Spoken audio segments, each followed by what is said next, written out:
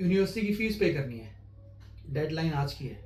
अब board study करते time सबसे बड़ा चैलेंज आता है कि डेडलाइन आ जाती है और हमें यही नहीं पता कि हमें यूनिवर्सिटी की फीस कैसे पे करनी है।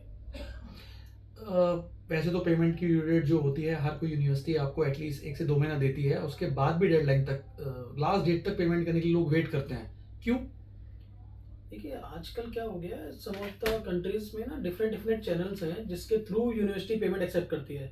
Just like a Flywire, Convera, direct payments, PayPal, बहुत सारी चीज़ें हैं, but you need to understand कि उसकी पेमेंट कैसे जानी है।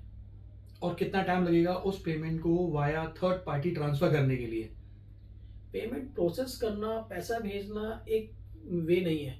सही तरीके से भेजना, सही डॉक्यूमेंटेशन के साथ भेजना वो बहुत ज़रूरी है। और सबसे बड़ी बात, सही टाइम पर और सही रेट के साथ भेजना। इसी के लिए हम आपसे रिक्वेस्ट करते हैं कि आप डब्ल्यूपीएफ ग्रुप से कनेक्ट करिए। पहले ये समझिए कि पेमेंट कैसे जानी है, कितनी जानी है।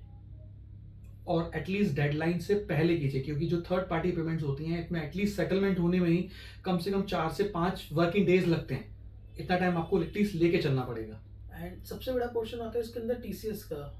इसके बारे में हम बाद में बात करेंगे एक लॉन्ग डिस्कशन के साथ, बट टीसीएस भी अपने आप में बहुत पार्ट है, बड़ा पार्ट है पेमेंट्स के लिए। तो जब आप किसी से कनेक्ट करें तो पूरा समझें कि इसमें मेरा कितना टीसीएस लगेगा, क्या पेपर वर्क होगा, किस तरह से वो प्रोसेस होगी, एंड कितना टाइम लगेगा। जैसे बताया कि उसको पहुंचने में कितना टाइम लगेगा। तो ये बहुत सारी चीज क्राइटेरिया जो आपको ध्यान में रखनी चाहिए। और हाँ, जो टीसीएस जो उन लोगों ने पहले ट्रांसफर करा रखा है, दे नो कि पहले से पहले 5% टीसीएस लगता था। Now on education is TCS now only 2%, other than maintenance and gifts. तो गाइज इसी के लिए हम आपसे रिक्वेस्ट करते हैं अगेन कि आप हमारे थ्रू कनेक्ट करिए, अपनी सही गाइडेंस लीजिए, देन यू डिसाइडेड आपको किसके थ्रू करना है, बट एडवाइस के लिए आप हमारे थ्रू कनेक्ट कर सकते हैं। We are available all the time, any time. Thank thank you. You.